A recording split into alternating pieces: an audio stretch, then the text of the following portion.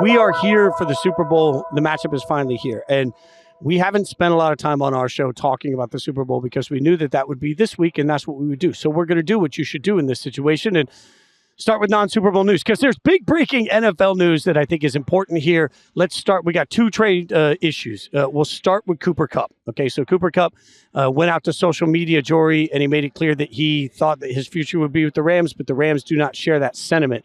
I mean, I'm a little surprised to see a player go out on social media so loudly before the world knew about it and essentially destroy any trade value. Like, what do we make of this? I mean, I feel like we've had this idea of, okay, Matthew Stafford, Cooper Kupp, it was Aaron Donald. Like, they were the big three with Sean McVay. And now the longer we go, it's like, hey, these guys are getting up there in years. The Rams are starting to look forward. There are some teams who are going to ride these guys until the end and others who say, no, look, we have Puka Nacua. We have been able to find guys, whether through the draft or other means. We're not going to pay you forever what you want to be paid. And so I think when you look at it that way, it's not surprising that he wants to get ahead of it.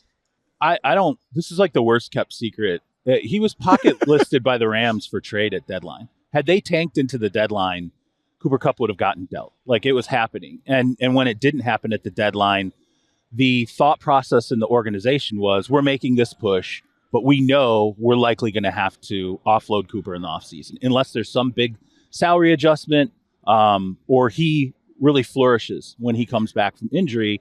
The Rams knew this was going to be a situation they were going to ultimately have to take care of.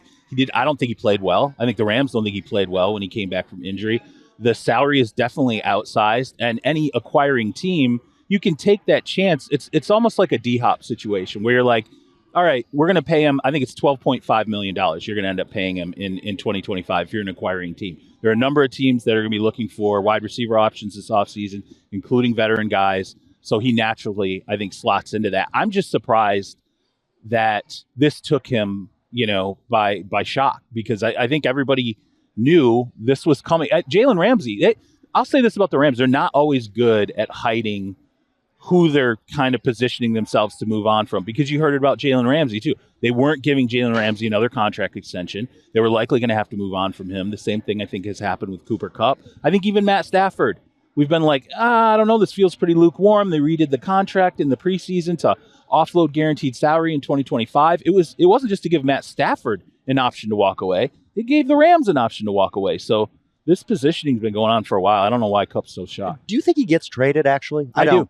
Do you really? Yeah, I do. I don't think there's a team that's going to want him to give the assets and also the contract. Now, if the Rams take on a lot of it or he restructures, cool. But the assets won't be anything, Frank, though. Yes. What are we talking? What is nothing? 6th round pick. Sure. Maybe at that point. But I still think I wouldn't take him on at that contract. Cooper Kupp has dealt with so many injuries. He's in his 30s now. He was a ghost for the last 6 weeks of the season, whatever it was. Wasn't good. He just looked like a shell of himself. He's had a great run, great career, one of the great all-time seasons in 2021. That dude don't work here no more. And I just don't see anybody really wanting to take him on, unless it's bargain basement. It's not to be a one, okay? So I'll put this to all three of you. If you're a contending team and you're sitting there and you're saying, we need a wide receiver 2, someone who's a veteran who can catch passes. We don't need someone, it doesn't have to be a burner. We already have somebody who can stretch the field. If you're the Houston Texans, we have a need. Stephon Diggs out the door, right? He's not coming back. Tank Dell, obviously that injury could be something that stretches into 2025. If I'm sitting there and I'm the Texans, I'm saying we could use a reliable number 2 to Nico. And we know Nico's a guy who can take the top off of defense. We don't need that kind of receiver. We just need someone who can come in and potentially do some volume. And we don't have to give up anything but a 6th round pick. And we feel like we're in a contending window right now. And we have a quarterback who we really want to make sure he stays functionally on track, which is what they're working on with obviously, I can't remember who's the Texas. CJ Stroud. I kept wanting to say Bryce Young. I had David Tepper disease there for a minute. He kept wanting to say we had Bryce Young, or he had CJ Stroud. Anyway, don't you think, isn't that the option that you take? A 6th round pick at $12.5 million? Well, what I think is also great about what Sirup's saying is like, okay, look at the teams that recently took a quarterback high that are still working with a quarterback on a rookie contract and who are having some degree of playoff success. When I think of that, I think, well, the Washington Commanders, if you are an aging player and you want to go maximize the end of your career, I mean, look what Bobby Wagner did this year, among others. I mean, Zach Ertz, Jaden Daniels can maximize him. They have cap space. Oh, by the way, they got a draft pick for giving Jahan Dotson or trading Jahan Dotson, I should say, to the Philadelphia Eagles. So why don't you bring him in? I would just rather develop young guys and not spend that money on Kupp. I just don't think Kupp's got it anymore. And maybe I'm going to be wrong. He's been a great player. I just wonder where the return is. Didn't we think that about Hopkins, though, too, at one point? Well, Hopkins hasn't done anything in weeks either. Okay, but I'm talking about even Hopkins before he ended up with Tennessee. I think there was a thought process that he didn't have something. Let me take Frank's side here on second on one thing. We give so much benefit of the doubt to everything Sean McVay does at wide receiver. Like, at this point, it doesn't matter who he selects in the 6th round. We're going to look at it and say that guy's going to be great because he has Sean McVay as his head coach. So now a head coach that's known for being great at identifying wide receiver talent has looked at a wide receiver he has in the room and is like, nah, we don't need him. Yep. I mean, doesn't that mean something? DeMarcus Robinson was basically their number 2 down the stretch. Okay, Allen Robinson, right? There have been wide receivers that have gone through the Rams that have not necessarily flourished. Van Jefferson, he never turned Van Jefferson into the great player. If Kupp couldn't produce in that offense, is he going to produce with the Commanders or the Texans? I don't know. I just have doubts about this. Yeah, I mean, as long as it's very low risk. Okay, but it's the production for the money, though, Frank. That's the thing. That's a thing. I wouldn't spend the money or the picks. 12.5 nowadays. Have you seen what wide receiver 2 they're making? Yes. They're making almost as much as you, Frank. Oh man. And I think also going back to what you're saying about Sean McVay, it's not that Sean McVay necessarily says Cooper Kupp has nothing left in the tank. He's saying, do I still want to pay him this amount relative to what he has left when I also have Puka Nacua, who has some degree of a similar skill set? Those are all fair points. There are enough teams to me, like wide receiver position has just gotten tricky because every year when we do the draft prep, we sit here and it's like, oh, it's the best year for wide receivers in history. It feels like we say that all the time. So there is sort of this wins above replacement baseball concept to me. Like I think the real question here is not just the money, but like, okay, if every year we fall in love with wide receiver X, like at some point when you become one, and this isn't Cooper Kupp, but any of these guys as they age, it's going to be tougher and tougher to prove that you're worth money above whatever the rookie deal would be. Okay, let me give you another counter argument this year. It's a great tight end draft. It's a great running back draft. The wide receivers are all wonky. That's fair. Ted McMillan. We're gonna go to the combine. We're gonna want to see him run. What if he runs a 4.6? He's not a great separator in college, right? He's got long speed, but he's not a great separator. Luther Burden, the Missouri kid, right? Was great 2 years ago. Unbelievable. This year, his production stinks. People point at the quarterback. But again, it's a blip. Travis Hunter.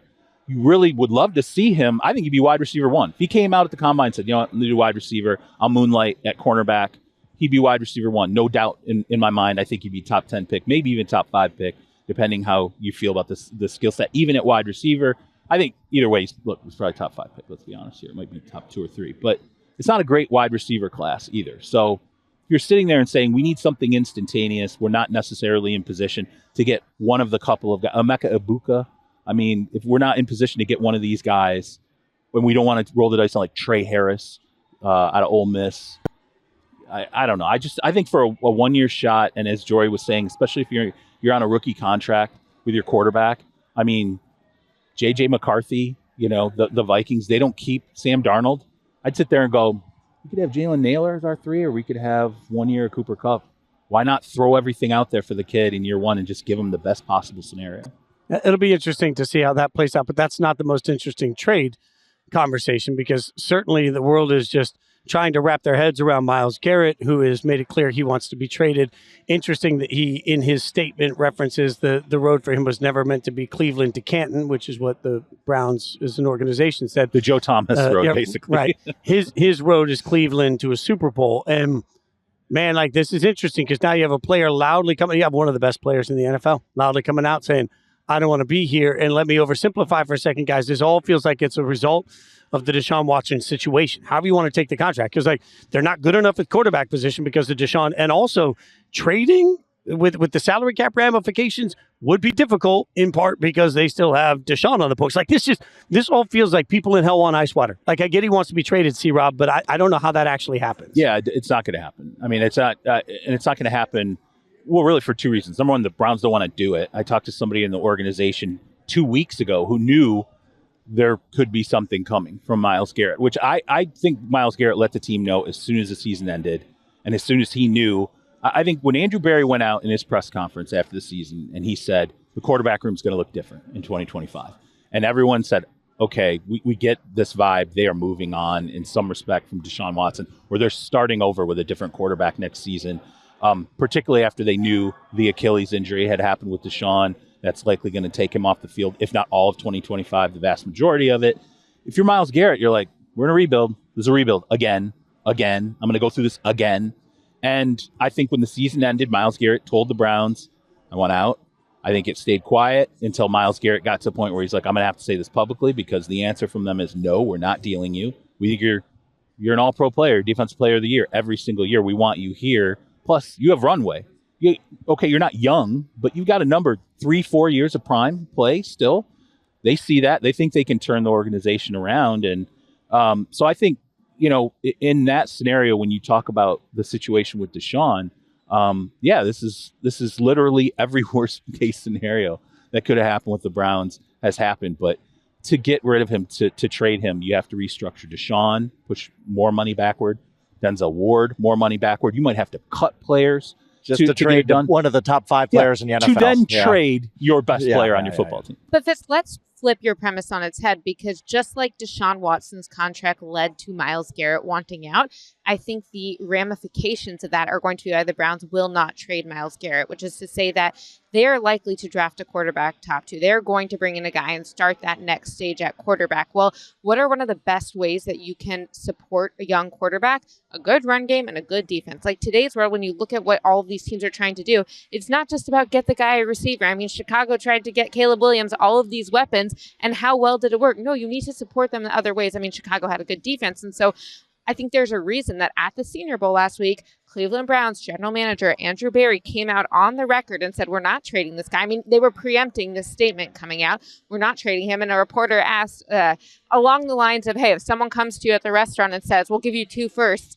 would you say no? And Andrew Berry told that reporter, yes, put that on the record. I will say no. So yes, this is going to get a little bit dicey. I think that things with Myles Garrett and the Browns, particularly in losing years, have been dicey probably longer than most people realize.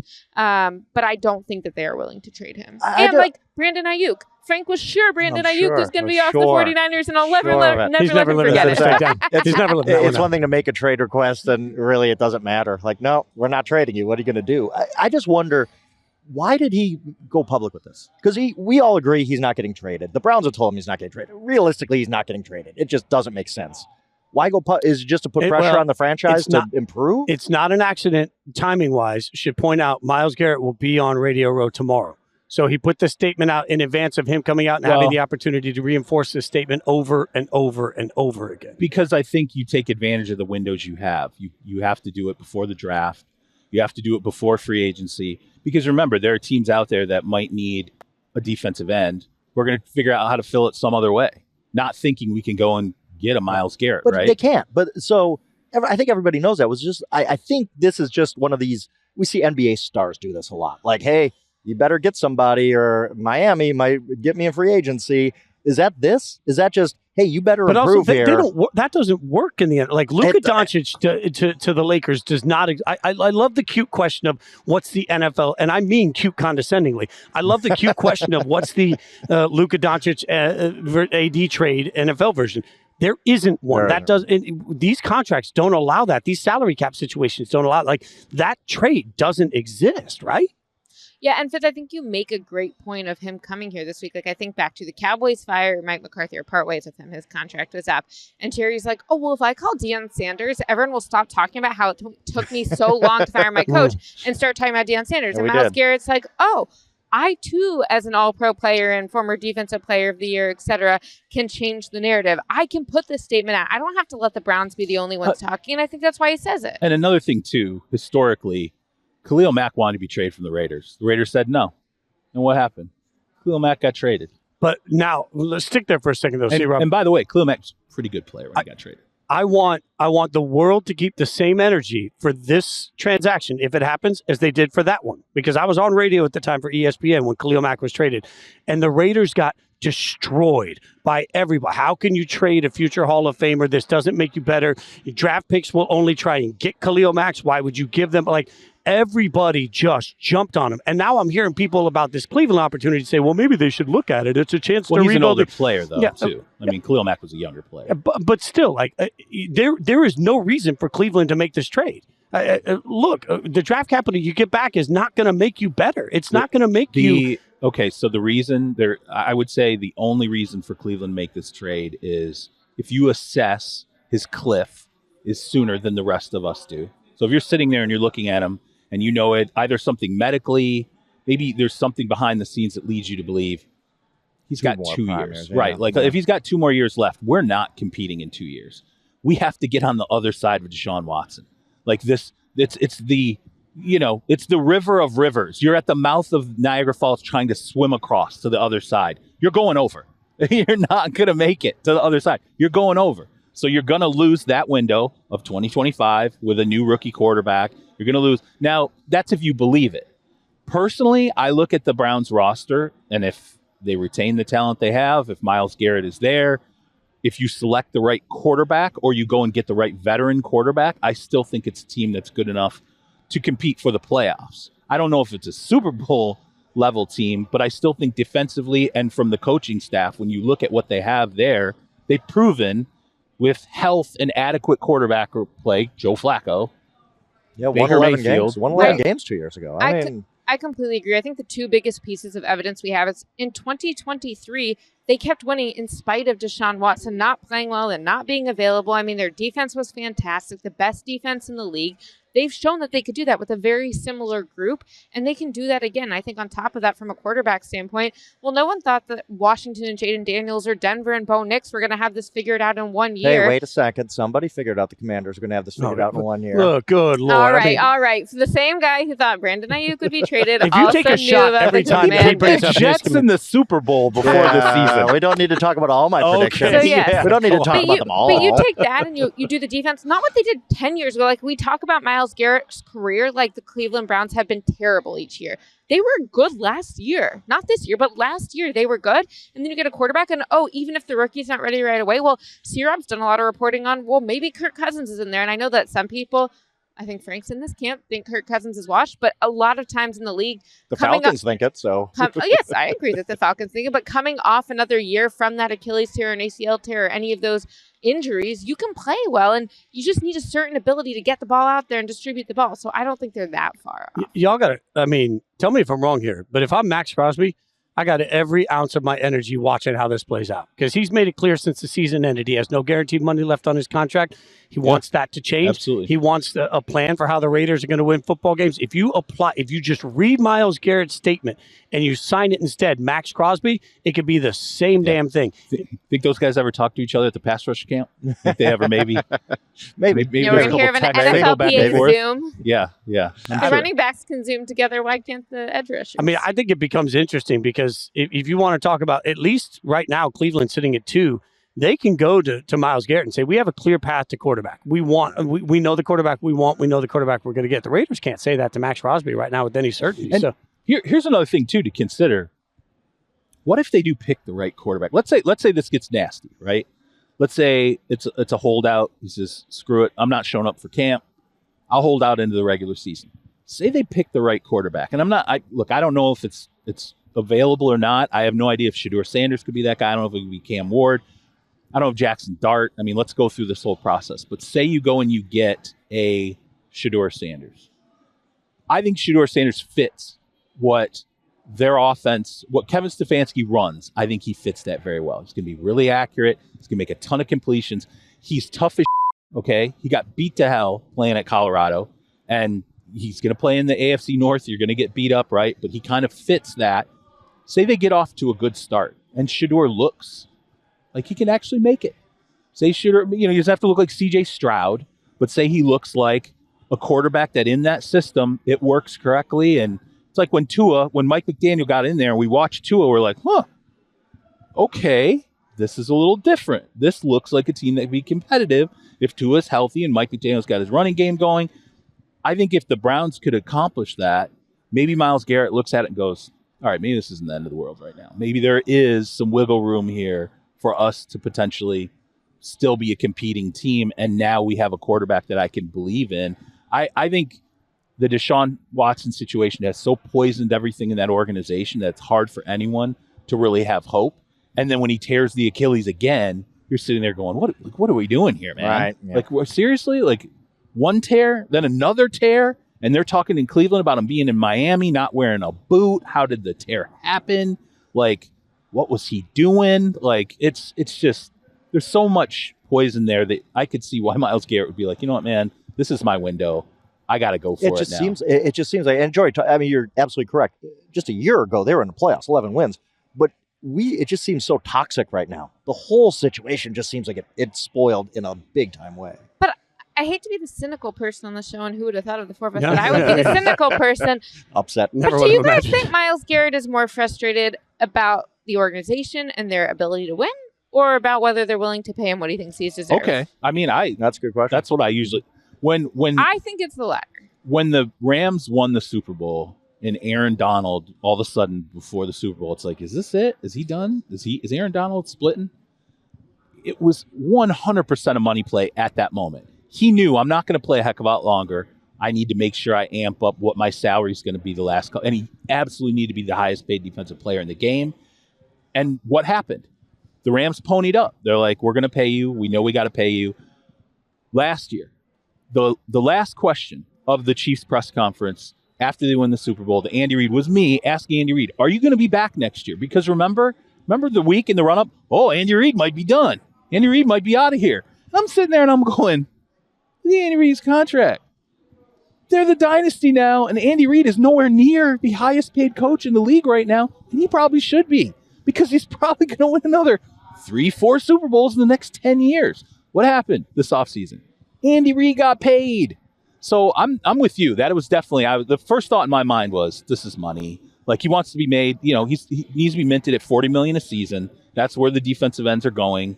And he knows Micah's going to go there. And why wait? Yeah, right. Get to that. Right. It's the money and the respect element that goes into this money. It's not necessarily only that Myles Garrett's like, this is how much I need for the next house, the next car, the next this. It's, hey, I believe I'm the best defensive player in the league, and I want to be paid like that. I believe I'm the best player. He might believe he's the best player in the league, which he's definitely one of them. He might be the best quarterback. Listen, when you say it wasn't all about Cleveland to Canton, maybe it was Cleveland to like Bank of America. Okay, so let me, as we wrap this, I'll ask each of you. We'll start Frank. Is he a Cleveland Brown week one? Yeah, absolutely. Yes. Yeah. And I'll say one more thing, which is that the reason that this is relevant way beyond Browns fans is that Myles Garrett, TJ Watt with the Steelers, and the Dallas Cowboys with Micah Parsons, all of this is connected. I mean, I talked to multiple people on the team side and on the player representation side at the Senior Bowl last week, and this is a situation where, hey, they all want to be the highest paid non-quarterback in league history. Some of them want the deal now. Some of them want to wait. And I do think there are going to be some of them who say, hey, I want to be the highest paid non-quarterback in league history after the other two guys break that record. And so how this plays out with Myles Garrett and the Cleveland Browns, I mean, if I'm Micah and TJ, I'm being like, yeah, you hold out. You tell them, like, go get that money. Oh, so this matters. Aiden Hutchinson, too, is his year 3 is 2025. He is that defensive player that you do after 3 years. He gets that quarterback award after 3 years because of the level he's played at, even with the injury this year. The money's about to be insane. I agree. Myles Garrett going to be a Cleveland Brown. Okay, we're going to take a quick break. When we come back, we'll get into some of the Super Bowl news, including a coach in the Super Bowl that may not be a coach in a Super Bowl for a while. We'll break it down next. Welcome back to Inside Coverage from the Toyota Land Cruiser set at Super Bowl 59. I'm going to do this finally. I've been sitting over the edge of my seat. Are we allowed to? I don't know if we're allowed to or not, but it's this is what happens when you're short, y'all. Like, my feet go to here. And if you're listening and not watching, you should really see the fact that I'm 5'9" and a quarter. I just want to remind everybody I'm not particularly, when you take the quarter inch when you're 5'9". 6 1/4 more than me. No, well, when you do that, you kind of look like Pinocchio. Like, Thank you. It's like, Thank you so so much. Little Pinocchio legs. I want to be a real boy. Okay. Okay, things have escalated quickly. We're going to get to the Super Bowl, but I want to talk about one of the coaches that's involved. Really? Yeah. We're going to talk about that That's why we're game? here? What? I mean, It says it on the car. it says Super Bowl. Let's say not in the car. Yeah, Kellen Moore, I'm just going to ask a very blunt question. Is Kellen Moore worth all this? Because, for anyone that hasn't been following us, the Saints have essentially told the world, hey, we're good. We're going to zoom in on our guy. They can't talk to Kellen Moore again, and technically until after the Super Bowl happens, which means they've sort of put all their eggs in the Kellen Moore basket. I mean, Jori, is Kellen Moore worth all that? Yes, and worth what? They're not giving up something. They're just saying, he's who we want to be our head coach. So, okay, I guess they're not interviewing Mike McCarthy, who that seemed on multiple sides. It was not going to work. They didn't even have a formal interview. But look, this is one of the up-and-coming minds in the league in terms of scheme and offense. Look at the numbers in terms of how he produced in Dallas. Chargers was challenging, but it wasn't bad. It was challenging, though. And now with the Eagles, and I think what's interesting is when I tried to understand from people asking them last night, hey, what is Kellen Moore's influence on this Eagles offense been? I asked general manager Howie Roseman this. I asked different assistant coaches this. And really, they talk about how Kellen adapts where he is. Like with Dak, he had years where it was throw the ball. He had years where it was more, no, let's run with Ezekiel Elliott and Tony Pollard. So yes, it's more of a run-heavy offense, and Jalen Hurts didn't take off in terms of passing statistics, but that doesn't suggest that Kellen can't coordinate the pass. It says, hey, let's take a look at the talent we have, and let's go make the most of it. Yeah, I thought it was interesting, too. And you and I, Jori and I were talking to Howie Roseman last night, and one of the things he said was, don't forget, we interviewed Kellen before we hired Nick Sirianni. So when Nick wanted to change out coordinators, Nick said, that's who I want. I want Kellen Moore. And Howie was like, that's great, because we've already interviewed that guy, and we actually were super impressed with him. Obviously, we've seen him, as a coordinator with the Dallas Cowboys. I think it's great that smart people in the NFL world seem to really gravitate toward him. I think the knock on Kellen Moore, and it's unfortunate, is a lot of head coaching hires, you're looking for someone who wins the room, someone who's got that big personality, the leader of men, all these different things, has fire.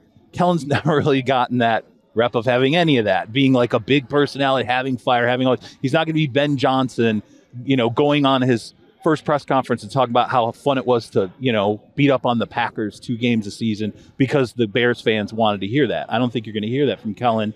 But quarterbacks that he worked with are obviously very close to him. There's no doubt the Saints. I was stunned when Mike McCarthy pulled out of said, all right, I'm just going to go ahead and punt and I'll go into the 2026. Which he never interviewed. So he never interviewed, but that was he broke so up when with that them before, happened. Yeah, he did. But when that happened, I was under the assumption, talking to somebody with the Saints, it was going to happen. They were going to get around to it, and I was like, oh, they're just kind of waiting. This is their ace. They're waiting to get to the ace. And then when McCarthy pulled himself out, I was talking to this person, and I'm like, so what really transpired here? And I think on Mike's end, it became obvious. He was like, they don't want me. I'm not the guy. It's Kellen. So I'm not going to go through this and sit for this interview and not get it. And then how does that reflect on me? Screw it. I'm going to step back, and if they want Kellen, they can go ahead and get Kellen. Do you worry at all that Kellen isn't that guy that's going to win the room? That's going to be the leader of men. I've asked a lot of people this. Do you think that's a concern? Because what does he bring to the table? Great offensive X's and O's guy, maybe. But that seems like, okay, you're Norv Turner at that point.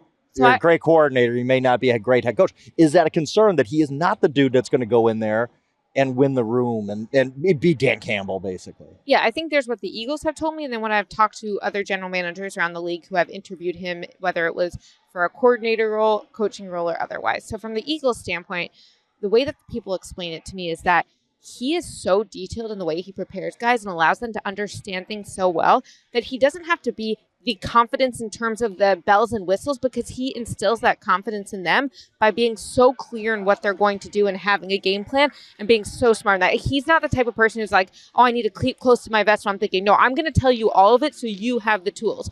From the outside standpoint, I had some GMs who told me, like, okay, look, he was like one of the winningest quarterbacks in college football history when he finished. He was 50-3 at Boise State, and he was leading that team. Then he's a backup quarterback in the NFL, quarterbacks coach, offensive coordinator. Like at every level, he has not had issues in terms of the production. And so you would think that if the leadership was such a problem, the production. Now you say, okay, but what about head coach? That is a different role. And I think what's interesting is that a general manager I was talking to last week told me, when I asked him, I'm like, what do you think about Kellen having played against him? And he was like, I think he's exceptional in pretty much every guard. And I'm like, exceptional? Like, you feel that strongly just from facing him, like your defense versus his offense? And he said, no. Back in the combine, this general manager had interviewed Kellen coming out. He went undrafted out of Boise State in 2012. And he said it's the most impressive interview to this day that he has ever had. They would pull up clips from Boise State.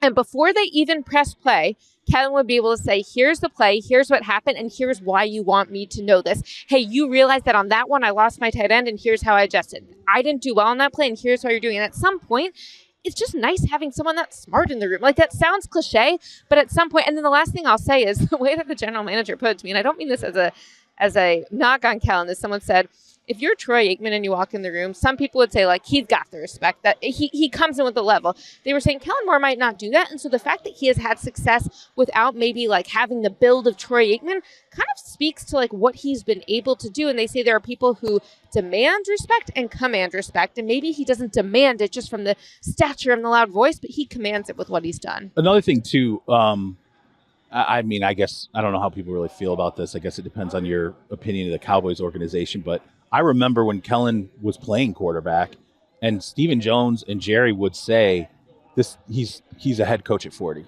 This guy's gonna be a head coach." Like they were just straight up when he was playing. Like that's how impressed they were with how he approached the craft, his mind, the way his mind worked, the way he understood plays top to bottom. His help in the quarterback room, like how good he was at the support role. You're talking years ago, and they're looking at like a 20, mid-20s guy, and they're saying he's going to be a head coach in this league at 40. You don't hear that about players, it's just not something you hear often. It usually raises your eyebrow. Let's be real, too. Saints weren't going to hire anybody better than Kellen Moore. Who wants that job? That is a dead end. That is as dead That's why I of a dead thought end McCarthy fit so well in that situation, because I'm like, this really right. But the Saints, this is a long term. I hope the Saints give Kellen Moore, assuming it's going to be Kellen Moore, I hope they give him patience, because that's going to take a while to dig out of all that they got to dig out. I mean, one thing that I think is you mentioned his progression, but he did have Dak, and then he had Justin Herbert, and then he now has Jalen Hurts. Now, which came first, chicken or the egg? He got the most out of, fine.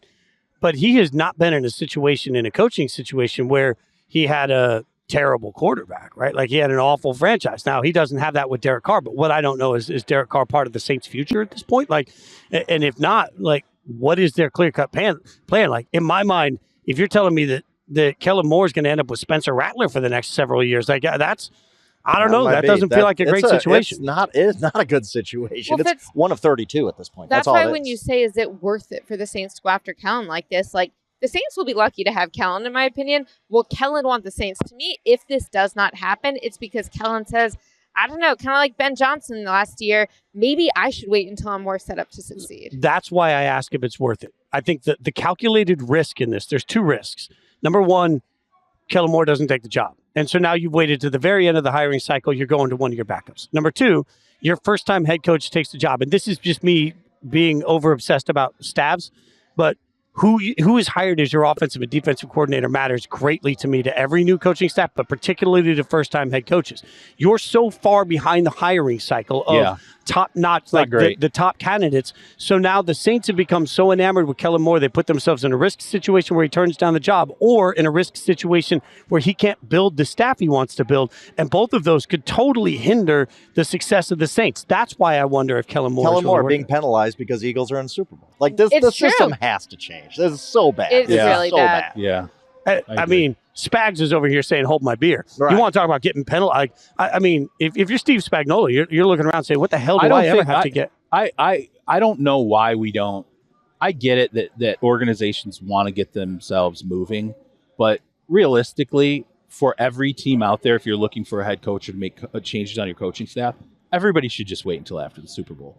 Because there are so many other coaches I get that. I totally in that process where you're sitting there and you're staring at them and you start to see different things, wrinkles they throw in the game.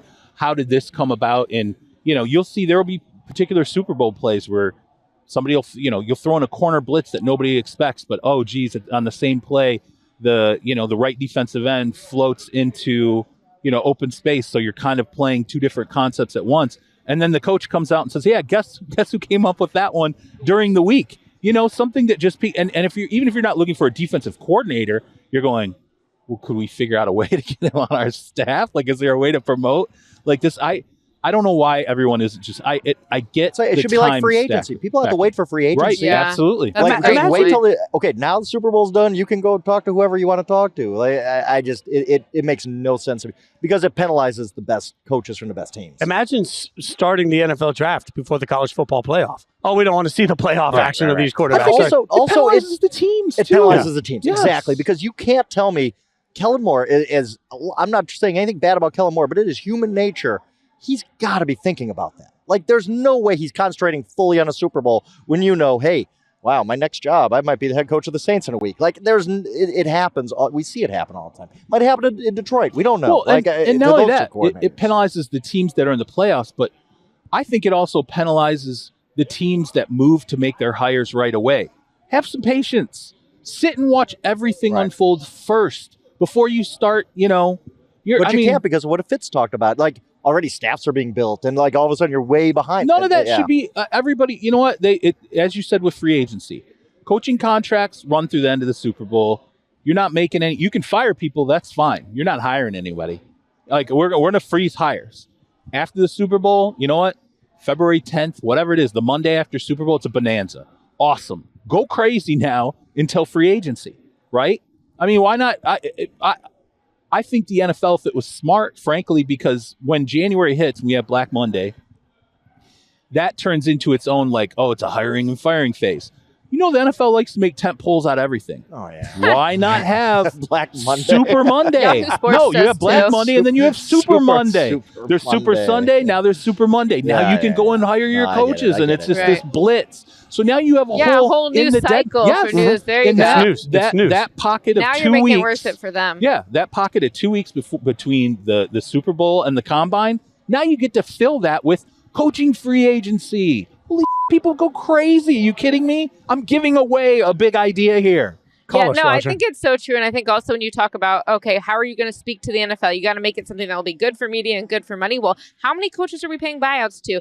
I always say in life, we should make the decisions with the best information available and then not regret something that changes that we couldn't have anticipated. But if you're hiring a coach January 6th as opposed to February 6th, when you're going to have a new set of information, or February 13th, whatever it is after the Super Bowl, you're not using the best set of information available because it's changing over the course of the month. And oh, by the way, it's changing in the part of the year that you most want your coach who you're hiring to succeed in. And what if you think, say you're trying to make a hire early in the process and you're not willing to wait for Spags, right? You're not willing to wait for Kellen Moore, and you're thinking, we're not going to get him anyway, and we don't want to let other prospects dry up. So we'll take our second on the list or our third on the list.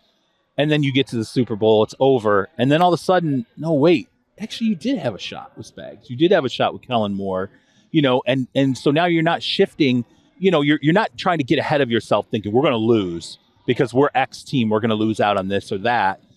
I just think waiting is, just to give everybody a more full picture and everybody, all these teams that don't make it, you can just cool your heels for a month, all right? And relax. On that note of a full picture, I think we should keep in mind two recent precedents, which is, first of all, the Bears just hired Ben Johnson without bringing him in the building. So I don't think the Saints are waiting to bring Kellen into the building. I think they are waiting to announce this until after the Super Bowl out of respect for Kellen and the Eagles. Like, I do think a lot of teams are willing to hire sight unseen, which is fascinating to me, especially since the Bears could have brought Ben Johnson in, but that's another story.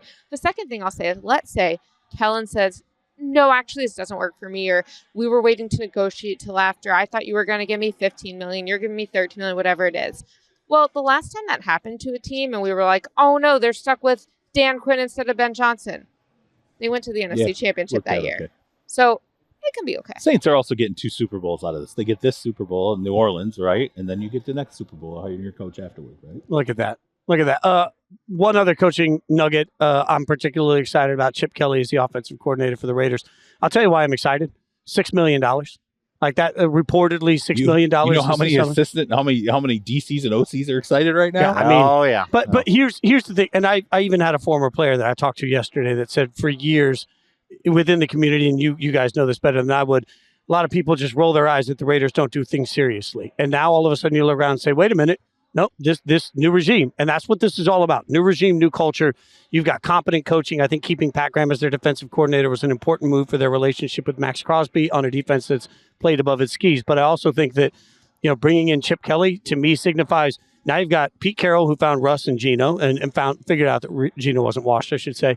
And Chip Kelly, who, let's take his head coaching failures aside and just look at Chip Kelly, the offensive coordinator. He's renowned for a reason. So you got 2 guys in the room for a team that doesn't have a quarterback. I think it speaks to the fact that they must have a plan of what they want to do and how they want to develop the quarterback. And $6 million, I feel like my favorite team for the first time in a long time is doing business in a way that's very competent, and it sends a statement to the league that we are using the influx of cash we now have to build the right way. So is that tied to Pete Carroll coming out and saying that Tom Brady's basically running stuff? I mean, I mean, Yes. he pretty much said Yes. it. I'm like, okay, Pete just straight up said it. People Like, at the Raiders at the Senior Bowl also definitely were like, yeah, I guess it's something about the influence he had and just the looks that you get. It's like, I shouldn't say something, but you're not wrong. I mean, really? but look, it hasn't worked. It hasn't worked in how many years? And so I don't know if Brady will work. None of us know if Brady will work. But do you feel better about the Raiders today with Tom Brady, Pete Carroll, and Chip Kelly at this point than you did a year ago when we were all sitting there saying Antonio Pierce, I guess, is going to get this job and he's going to build his same staff? Like, do you feel better about that than we felt about Josh McDaniels coming in when there was a lot of questions about whether or not Josh was going to be a better head coach? Or do you feel better about this than you did when it was John Gruden Part 2 coming off of TV time? I would say I feel better about it because it does feel dedicated, and I only think it feels dedicated. So I asked one of Tom's guys who's known him for decades. I said, is Tom going to take over the Raiders? And he's like, yeah, just not soon. He's like, in a couple of years, he's going to take over the Raiders. And Which would mean what? What would his role be? That's what I don't know if it. My presumption would be that he'll be team president, like a very involved team they president. Better not let him broadcast if he's team president. No. I think Good, we can get Greg Olsen inference back here is, I think the inference is he's going to do broadcasting for a couple of years and then he's going to make this transition.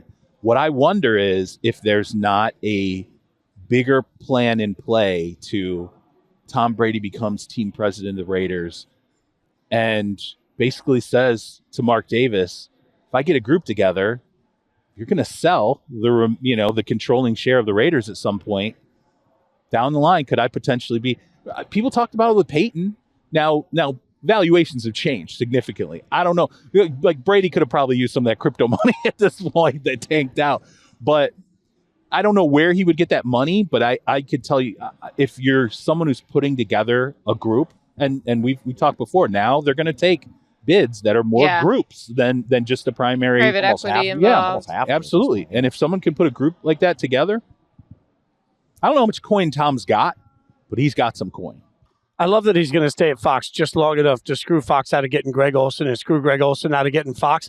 Greg Olsen will go somewhere else, and then Brady will be like, no, I'm good. I'm just going to go run a football team now. I want to ask you guys, do you think there's any chance that the Raiders go after Aaron Rodgers? Because when I think about what Aaron Rodgers can do, a lot of teams that are moving forward are going to say, like, hey, we want to start building around our next guy. Like, I talked to a GM who, when they were describing what they would do if they were running the Jets, said, like, I want the offensive system now that is going to be for the quarterback who will help me have sustained success.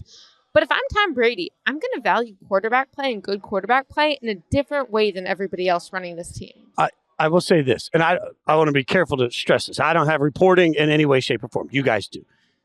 If I just stack bricks together, I don't think there's any chance, $6 million or not, I don't think there's any chance Chip Kelly takes this job under Pete Carroll without an understanding of what their plan is at quarterback, a plan that can actually be executed. So that to me means, okay, you either know how you're trading up, you're in love with one of the quarterbacks you are sure is going to be there. I go back to what you've said repeatedly about the Broncos and Bo Nix. Like, maybe they're in love with Jackson Dart or Jalen Milroe or whoever it is. Like, maybe they've figured, but there is or they know what their veteran option is going to be. I don't think $6 million for somebody that does not want the reputation stain that would come from another failure in the NFL.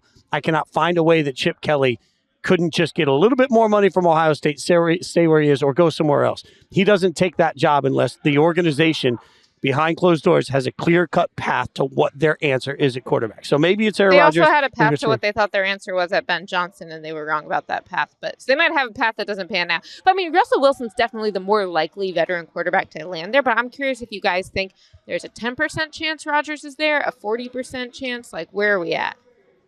Don't ask me. I have no clue what they're going to. I honestly. You know the characters, I have though. but I don't. If Tom has this much influence, he does like Shedeur. I mean, there's a lot that he likes about Shedeur Sanders. He likes that the kid's tough. He thinks he studies hard. He thinks he's improved everywhere he's gone. He's turned around 2 programs on different levels of college football. He stayed for 4 years. Played for his dad, which was not easy, Nothing's going to change fame or money-wise. He's already had all that before he's gotten to the NFL level. He's driving a Bentley in college. Like, Weren't you I mean, too? You were, absolutely, right? yeah. There's I no was doubt. driving that. Wow. He just drove it straight here. On Yeah. the set. That's why they have a Bentley. Land Cruiser in college. It was It's well Bentley done. in the quarter panel. It was Bentley in the bumper. It was Bentley in every other area that had a dent in it. It was bent everywhere. That's well done. That's exactly. When you're poor, that's what your Bentley was. It was Yeah. a beat to hell car. Yeah. When you talk about knowing the characters, if Tom's got that influence, I'm just like, well, who else?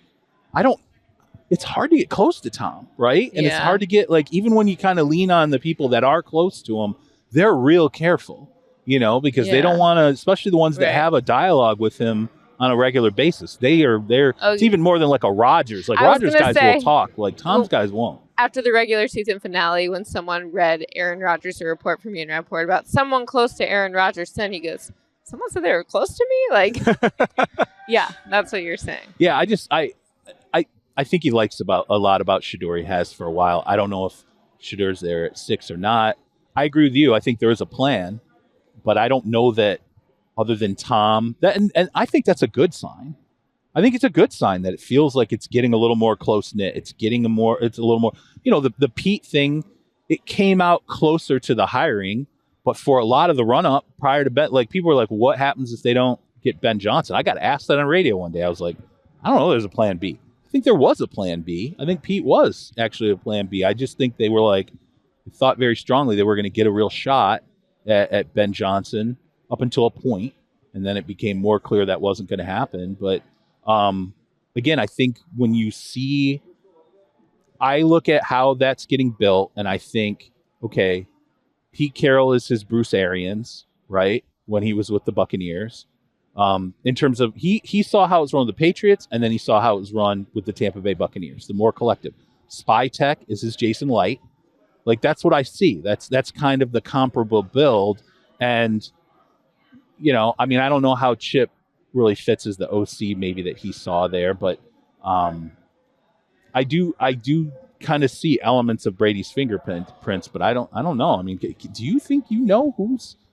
I don't think I know, but I just think that we can't underestimate his lens into the quarterback impacting the way the Raiders decide quarterback. That might be different than most teams. Right. I agree with that. Because most teams might be going more off scouting, whether that's pro scouting for free agents or it's college scouting for draft. And I think Brady is going to just have a different perspective. Okay, so I'll give you one thing, and you process it through this microscope.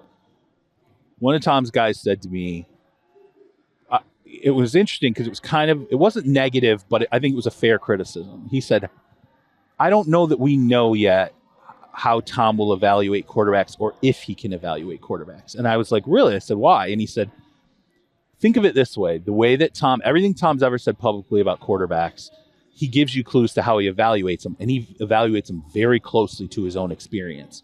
I want guys who fought their way up to their position, who have fire, who want to fight, who study hard, who stayed for 4 years in a program, who learned and blah, blah, blah, and stacked all this stuff up. And this guy said to me, he's like, look, when you're a GM, one of the things that you learn, or you get high up in the executive ranks or the scouting ranks, you come to think, this is how I evaluate this one player, but you learn over time. It works different ways for different guys. Yeah. Not every player is going to. Some guys go into the portal, and it's the most brilliant thing they could have done. Bo Nix, Jaden Daniels. There are guys that go into the portal, and hey, you made the right decision for yourself. Tom's not a portal guy, right? He doesn't like to see that with players. He's on the record as saying, I want to see a guy who stays in place and commits and works his way up. So I thought that was pretty interesting. And then now when we're sitting here trying to figure out who's Tom's quarterback, like, how does he evaluate that? Right. Is he just evaluating it from, like, I want the guy who's gone through the struggle and, I mean, that's why very, very few guys who are great players were great coaches or general managers. Right. Because they're like, why can't you do this? Do this. I Yeah, did this. absolutely. Like, well, Yeah. and that's why I wondered with the Aaron Rodgers question if Brady's going to be like, well, I was balling out when I was 45, so Aaron Rodgers is only 41. Exactly. Yeah, When that's Brady, That's a fair point. Brady was the biggest freak John, ever when it came to age. I But think- he doesn't see that. He's just like, I did it. You can too. I think John Elway showed us that. When John Elway was the GM of the Broncos, Paxton Lynch, like, you would just see draft pick things. Yeah. There was a shortfall, but he knew who the pro dudes were. He knew who could ball on the pro level, and those were some of the guys that he went out and got that really, I think, changed and obviously Peyton Manning, obviously, but even being willing to take that shot on Peyton when he had nerve damage and it was like, does he have a noodle arm and all these things? Yeah, I agree. That's what I don't know that we know that about Tom. I think that we do have some degree of a lens into it in the sense that because Tom Brady couldn't meet with players and coaches at the facility this year due to the conflict of interest between owning a team or a part ownership and broadcasting, I think his broadcast trended heavily toward evaluating the quarterback play more than even other quarterbacks who were able to be like, well, here's what the guy told me.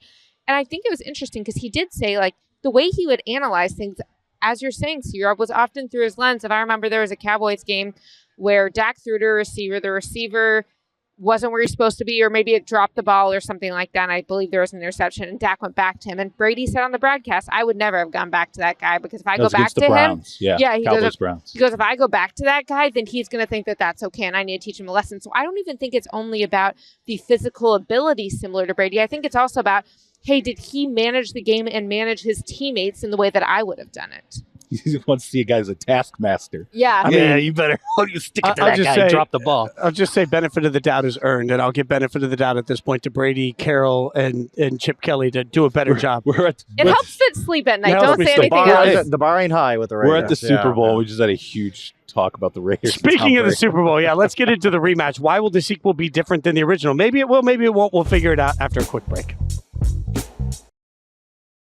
Welcome back to Inside Coverage from the Toyota Land Cruiser set here at Super Bowl 59 at Super Bowl week. So it's early in Super Bowl week. We've got a show coming in a couple of days. We will break down all of the ins and outs of the Super Bowl. But the real question is, like, we get the sequel, Rocky 2. Like, this is our chance. So let's go around the table here. Frank, what stands out? It's early Super Bowl week impressions. What's one thing that's on your mind? You know, and you talked before the break about what's going to change this time around. I thought something about the Eagles last night, from guy to guy to guy, they kept saying about focus. This time, it's a different focus. Last time, we were happy to be here. Darius Slade came out and said, I was just happy to be here the first Super Bowl. And I told my family this time around, I'll see you when I see you. There ain't going to be anybody hanging out at the hotel. I'm here on a business trip. We're here to win.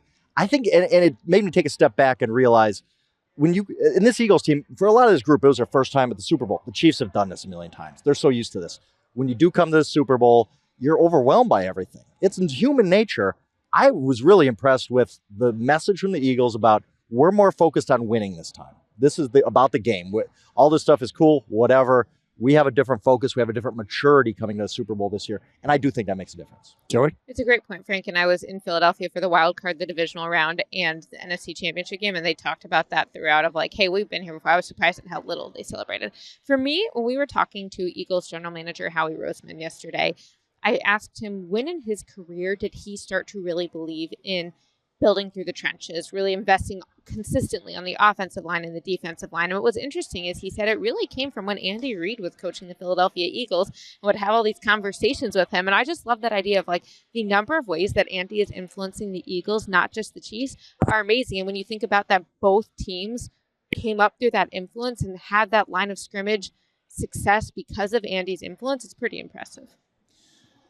I almost think the opposite of what Frank was saying was when I was watching. No kidding. It's not even Friday. No, in a complimentary way. Oh. Look at that. Let's see if it's actually complimentary.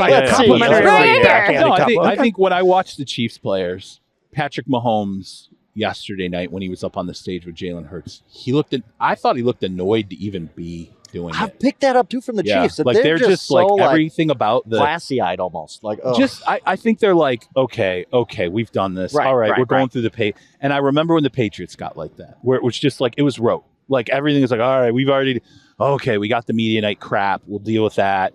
And I think what sets in with that is you know sometimes teams can come out a little flat. You know, it's not they don't have and I remember when the Patriots team got to the Super Bowl, they were 18-0. It's like, are you going to go 19-0?